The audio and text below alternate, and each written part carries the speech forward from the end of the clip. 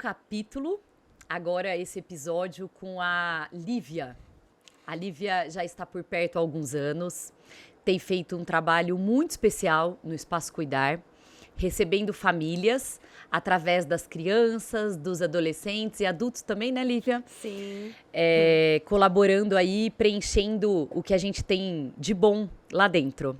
Lívia, seja bem-vinda. Obrigada, Thaís. Obrigada pelo convite, por aceitar os meus movimentos, por confiar imagina. em estar por perto. É muito bom ter o seu trabalho junto com a gente. Muito obrigada. Quer contar um pouquinho da sua formação, da sua trajetória, de como você chegou até mim? Fique à vontade, o espaço é seu. Posso contar. Eu me formei na PUC de São Paulo em 2017. Antes disso, eu fiz um curso de acompanhamento terapêutico. Então, antes de me formar, eu já estava em contato. Eu acompanhava pacientes com necessidades especiais, doenças mentais. Quando eu me formei, eu trabalhei com isso. E depois eu fui buscando uma área mais na clínica, que foi aí que eu comecei a me aproximar de você. Pelas Legal. clínicas de Eu convênio. lembro mesmo quando você contou que você chegou a fazer até acompanhamento terapêutico em escolas, com Isso. crianças, né? Então acho que aí talvez começou esse contato com as crianças, o estar por perto, o cuidar, né? O dar suporte. E aí até chegou na clínica, chegou na outra clínica, né, a qual eu era sócia, e começou a prática clínica numa proposta um pouco mais estruturada, mais quantidade de pacientes para ser atendido, Sim. onde ajuda muito o consultório e tomando esse lugar na nossa vida, né? Foi nessa área clínica. E nisso eu comecei, até por experiências pessoais, querendo me aperfeiçoar e aprender mais sobre o luto, que foi a área que eu me especializei. E trabalho até hoje com crianças, adolescentes, adultos. Acho que é muito legal pensar que a Lívia, tão perto das crianças, foi se especializar em luto, né? Porque ela percebeu que o luto estava presente no próprio processo do desenvolvimento, né? Não Total. só numa experiência de morte, de separação, de perda concreta, mas de fato a experiência do luto, da mudança, está presente no desenvolvimento, né? Acho que você pode falar Exatamente. muito legal sobre isso, porque talvez a gente não consiga identificar. É um processo mais difícil da gente identificar mesmo, porque que nem você falou, a gente está acostumado a relacionar luto mais com morte, uma perda mais concreta.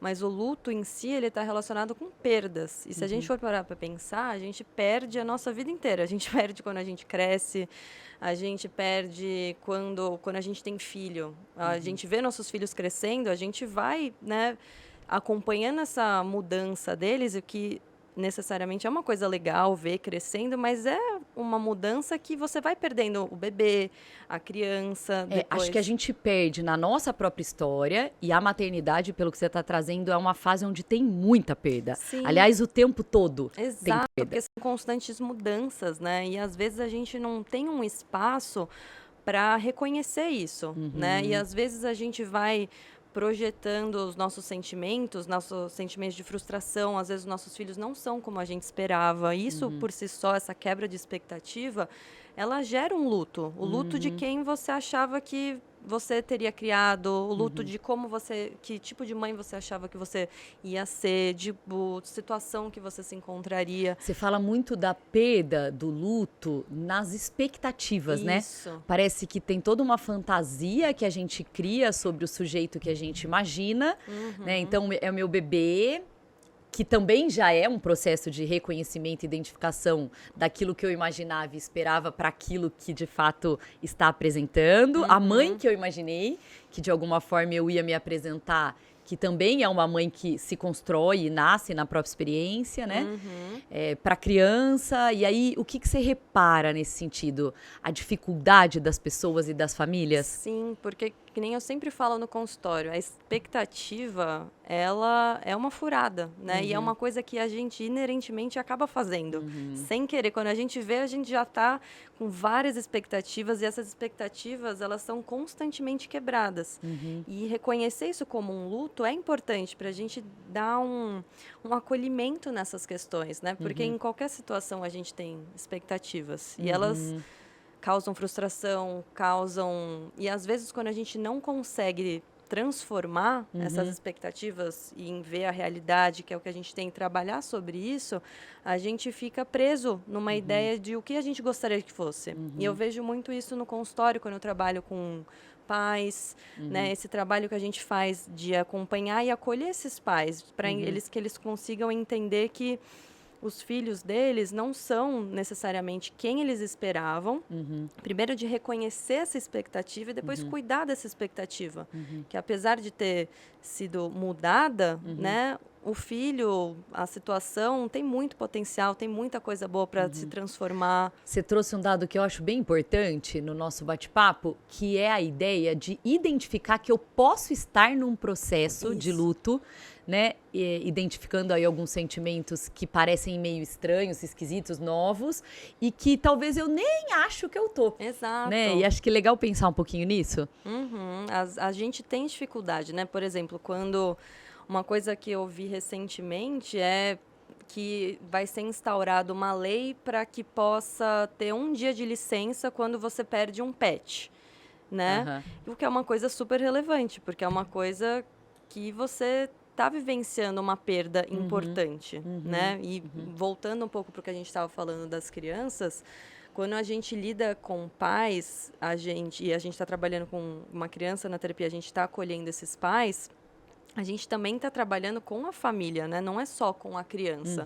E para aquela criança consiga ter um melhor aproveitamento da terapia, os pais precisam estar muito envolvidos no processo. E esses pais, eles trazem muita demanda também, que necessariamente essas demandas não são escutadas, né? Tipo, como eu gostaria que meu filho tivesse sido, porque quando aparece na clínica, né, é mais uma coisa pontual. Meu filho está tendo tal sintoma. Sim.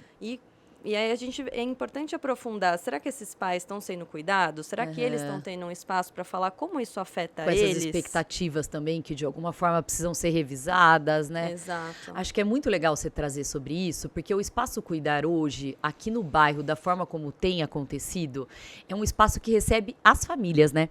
A gente já percebeu isso entre nós, que trabalhamos de forma individual, onde um fica com uma profissional, a mãe vai com outro colega, o pai, né? O irmão, criando esse ambiente para cada um. Mas o quanto as famílias, de fato, têm a oportunidade de um espaço para cuidar e pensar. Né? Então, o que você está falando também é que, junto com o trabalho de suporte às crianças, fazemos um trabalho de orientação, de reflexão com essas famílias que nos procuram. Sim. Impossível cuidar da criança se os pais não estiverem por perto. Exatamente, né? Todo mundo precisa de acolhimento, todo mundo precisa de ajuda para reconhecer o processo que está passando, né? Falando das perdas, né? De mudanças, né? As mudanças são perdas. E a gente, às vezes, considera elas tão banais que a gente esquece de refletir, será que isso me afetou? E acho que um pouco numa cultura de pressa, que tem que aceitar e lidar com a mudança de um jeito muito espontâneo, sem considerar que talvez ainda não tenha tido repertório histórico, recursos para enfrentar essas novas possibilidades, né? Exato, e aí entra a importância de ter uma terapia, um ouvido, né, uma escuta, um ouvido, mas muito importante, né, para que todo mundo consiga ser cuidado, porque o que eu sempre falo para os pais que eu atendo é que quando a gente está cuidando de uma criança, a gente está falando da família em geral, né? É uma equipe, então se uma pessoa da equipe está abalada, digamos assim, aí o resto da equipe também vai estar abalada, então seria ideal que todo mundo estivesse sendo cuidado. Eu acho que isso que o Espaço Cuidar oferece, né? Essa possibilidade da família chegar e ser direcionada numa experiência de cuidado que ela possa estar precisando, melhorando o ambiente de forma harmônica como um todo, né? No lar, para chegar no lar mesmo, né? Sim. E uma parte bem importante, eu acho, de ter a Lívia também no Espaço Cuidar, é que a Lívia também atende em inglês. Sim. E a gente tem essa demanda de brasileiros fora, né, querendo fazer a psicoterapia na linguagem materna, porque acho que tem a ver com a intimidade, Exato. Tem a ver com os sentimentos culturalmente também, que tem o seu tom, a sua influência. Então, acho legal também você compartilhar. A gente já teve uns casos curiosos de mães brasileiras que os filhos falam só inglês, né? E que procuram a terapia em português, porque talvez para a própria mãe aquele ambiente é mais familiar. Mais acolhedor, né? Os 2 casos que eu atendo no momento e os casos que eu já atendi também, eu lembro que sempre me gerava uma curiosidade de ficar pensando, mas né, eles moram lá, qual seria o propósito de procurar alguém online do Brasil? E todas as mães falavam sempre a mesma coisa, que elas se sentiriam muito mais confortáveis falando com uma pessoa brasileira, da mesma cultura, e de sentir também que o acolhimento brasileiro é muito diferente do acolhimento dos americanos, dos europeus. Então, isso foi unânime, assim, com as mães que eu trabalhava. Você sabe que eu tive uma experiência internacional de ficar um tempo fora, acompanhando meu marido, que estava a trabalho, e eu não fui a trabalho, né? Mas fiz um grupo de mães, eu que adoro um grupo, já logo me fui conhecer um grupo de mães, e elas diziam, ai, Thaís, vem atender, começa a atender. E ainda, foi antes da pandemia, não tinha tanto a prática do online.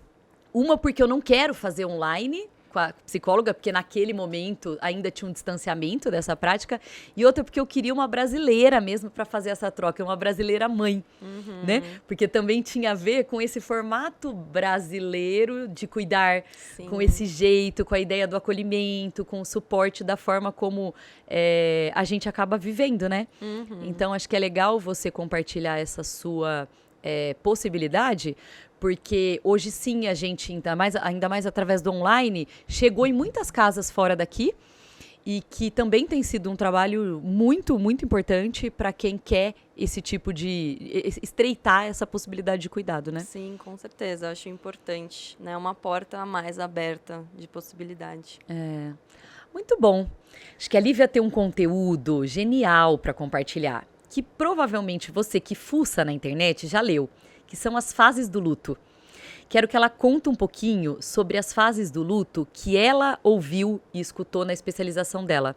Consegue contar pra gente, Lívia, como é que se dão essas fases do luto na experiência de perda?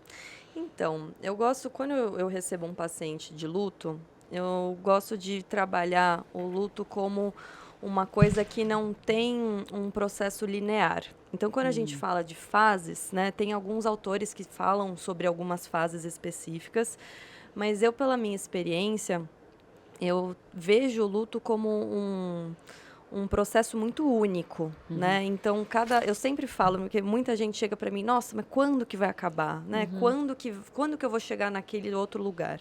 E a gente sempre trabalha juntos que o luto é um processo, né? Que tem começo, meio e fim, mas esse começo, meio e fim é repleto de altos e baixos, tá, e vai e volta, que é muito importante a gente estar em acompanhamento para justamente não sentir que, por exemplo, está regredindo, que... Não é porque sentiu de novo alguma coisa que se caracteriza numa outra fase, é porque voltou atrás. Exato, né? E não é sobre superar uma dor, vencer uma dor, se livrar dessa dor, é sobre como cuidar dessa dor, como viver, né, com ela, né? Porque a morte em si ou um outro tipo de luto é uma coisa muito frustrante, né? É como se deixasse um buraco na gente. E esse buraco não tem como a gente preencher e tapar com nada. E é sobre isso que a gente acolhe na terapia, sobre a possibilidade de conviver com esse buraco, lidando com ele de maneiras diversas, né? Porque é um novo jeito de viver. Eu acho que quem vivencia um luto, principalmente um luto de morte, por exemplo, é muito frustrante, né? A morte em si é um assunto que causa muita tristeza porque ela é tão finita e tão frustrante, né? Você fala do espaço cuidar sendo espaço para sentimentos muito difíceis, delicados, doloridos, né? Que ninguém está preparado para viver com eles, né? Quando a gente fala de morte, a gente só lida com isso quando acontece. Tem gente que tem experiências muito cedo e tem gente que tem experiências muito tarde. Isso vai, sim, afetar como a gente vive, né? Então, olha que legal. Você falou, cuidar da dor, né? Então, Exato. o quanto a gente tem e dá espaço para o cuidado da dor. Acho que você traz um braço tão importante, não só o cuidado, né, na forma prática, mas dar esse espaço mesmo, né? a esses sentimentos tão difíceis de ocupar um lugar e ser acarinhado, né? Exato, dar esse espaço e permitir que eles aflorem, né? Quando a gente fala de luto, a gente fala de momentos de revolta, de tristeza, de raiva. E tudo isso, conforme o processo de cada pessoa, ele vai aparecendo de algum jeito, né? E é saudável que ele apareça. É saudável vivenciar ele, né? É preciso. É preciso. Então, uma conversa que eu tenho, que talvez seja uma coisa que as pessoas não estão muito familiarizadas, é que quando a gente perde alguém, a gente entra, dependendo da proximidade da pessoa, a gente entra num estado profundo de tristeza. E esse estado, esse luto, ele é importante necessário de ser vivido. A gente não pode confundir ele como, nossa, estou muito triste, eu vou logo distrair. Vou logo me distrair ou vou logo achar um acompanhamento psiquiátrico para parar de sentir o que eu estou sentindo.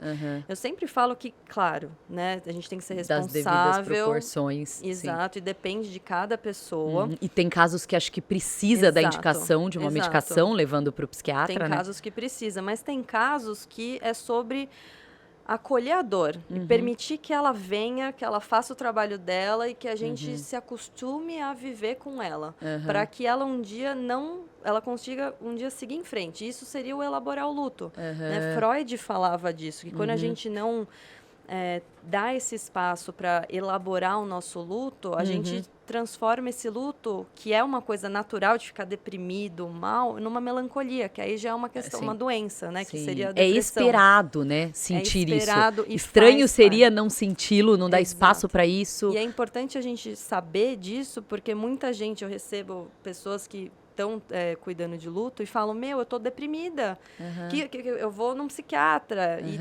dependendo do caso, a gente pode cuidar na terapia disso, mas é que nem a gente estava falando. Depende do caso, né? O principal é qualidade de vida, responsabilidade. E o próprio psicólogo se percebe, né, também que a terapia não está sendo suficiente naquela situação, também sugere, né, que procure um psiquiatra, esteja alinhado junto com esse psiquiatra ao tratamento daquele paciente, né? Exato, ter um manejo, né?